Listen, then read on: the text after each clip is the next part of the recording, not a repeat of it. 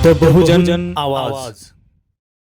ओबीसीच्या जातीनिहाय जनगणनेसाठी सकल ओबीसी मोर्चाद्वारे ओबीसीची यात्रा काढण्यात आलेली आहे।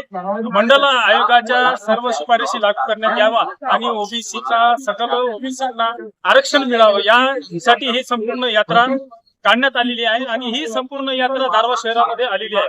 आपण प्रत्यक्ष त्यांच्याकडून जाणून घेऊया नेमकी या यात्रेचं काय भूमिका आहे आणि या यात्रेद्वारे काय मागणी आहे हे सर्व आपण त्यांच्याकडून जाणून घेऊया। सर, आपलं नाव सांगा। मी उमेश कोल्हापूर सकल ओबीसी महामोर्चा। सर, आपण महायात्रेचं आयोजन नेमकी काय भूमिका आहे आपली या यात्रेमागची? भूमिका आमची क्लिअर आहे। भूमिका फक्त जातीय जनगणनेची, जी ओबीसीची जातीय जनगणना मागील 90 वर्षापासून होत नाही, ती जनगणना झाली पाहिजे। जनगणना करण्यामध्ये सरकारला गैर काय आहे? जनगणना झाली तर आमची खरी लोकसंख्या कळेल, आमची सामाजिक आर्थिक शैक्षणिक परिस्थिती कळेल, नोकरीमध्ये आम्ही कुठे, आमचे घर कसे आहेत, कच्चे आहेत की पक्के आहेत, आमचे घर राहते घर किरायाचे आहेत की स्वतःचे आहेत, जमीन किती आहे, नोकऱ्या किती आहेत ते कळेल। सरकारला सांगायला पाहिजे। सरकारला आकडा महत्वाचा असतो आणि आकड्यानंवरच सरकार वाघ मोजते। सरकार सगळ्याच पद्धतीने झाडे बिडा सगळे मोजणी करते। हे मोजणी करण्याची आमची मागणी 90 वर्षापासूनची आहे। काही लोक आमच्याकडे तरुण होते, ते पुढे झालेत, काही लोक वर गेले, तरी सुद्धा सरकार त्याबद्दल सिरियस नाहीये। शासनाने जातीय जनगणना करून ओबीसीचं स्वतंत्र कालम दिला पाहिजे, ही प्रमुख मागणी आहे।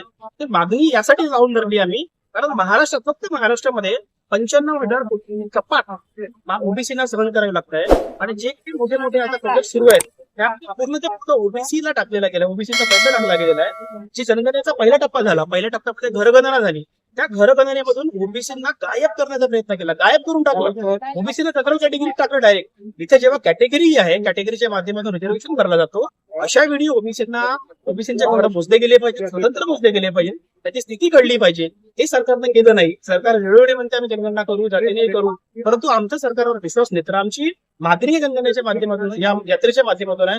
प्राईम मिनिस्टर मोदी आहेत किंवा अमित शहा जी गृहमंत्री आहेत, इथले महाराष्ट्राचे मुख्यमंत्री सन्माननीय देवेंद्र फडणवीस जी आहेत, यांना आमची मागणी आहे की अशी जनगणना जर तुम्ही करत नसाल आणि एका वेळी सांगत असाल की आमचा डीएनए ओबीसीचा आहे, प्रधानमंत्री म्हणतात की मी ओबीसी आहे, अमित शहाजी म्हणतात किंवा भाजप म्हणते आमचा डीएनए ओबीसीचा आहे, तर त्यांचा डीएनए ओबीसीचा नाही हे चुकलेलं आहे, ते दिसत आहे। येत्या 7 तारखेला बँगलोरच्या अधिवेशनात मुख्यमंत्री पुन्हा जाणार आहेत, बँगलोरला पुन्हा सांगणार आहे माझा डीएनए ओबीसीचा आहे। तर मागच्या गोव्याच्या अधिवेशनापासून ते आता बँगलोरच्या अधिवेशनापर्यंत मुख्यमंत्र्यांनी एक सुद्धा रुपयाचा फंड एक्स्ट्रा ओबीसीला दिला नाही। इव्हन ओबीसीच्या वसतिगृहात जे वसतिगृह असतात त्यांचे अर्ज सुद्धा काढले नाहीत। आता तुम्ही बघत असताना पुढे सगळे फिरतायत, यवतमाळ असेल, गोंदिया असेल, भंडाऱ्याचं वसतिगृह आहेत।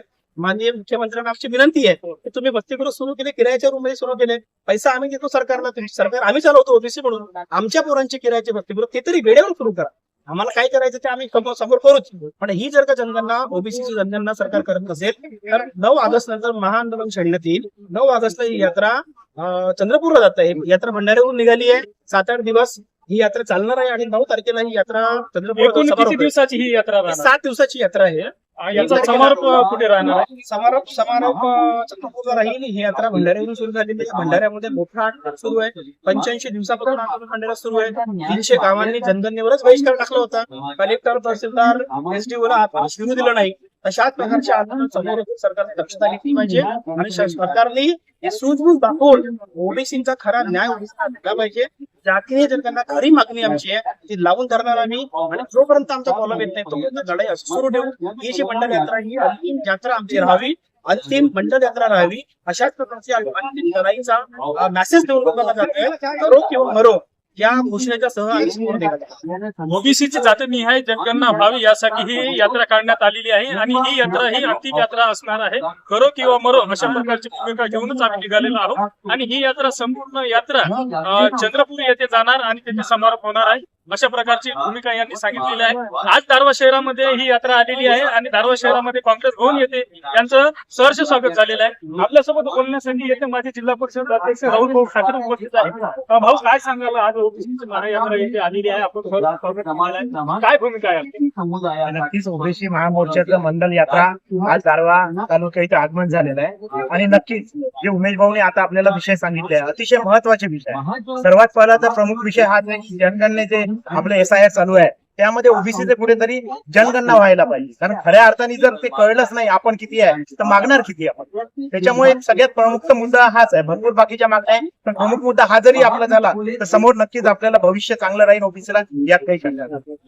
निश्चितच जर ही यात्रा पाहिली तर ही यात्रा अंतिम यात्रा असणार आहे असं यांनी सांगितलेलं आहे. ही यात्रा करो या मरो अशी भूमिका घेऊन आम्ही काढलेली आहे आणि या यात्रेमधून आम्ही आरक्षण घेऊनच येणार अशी सुद्धा ठाम भूमिका यांनी सांगितलेली आहे. सदानंद खिल्लारे, बहुजन आवाज, कारवार.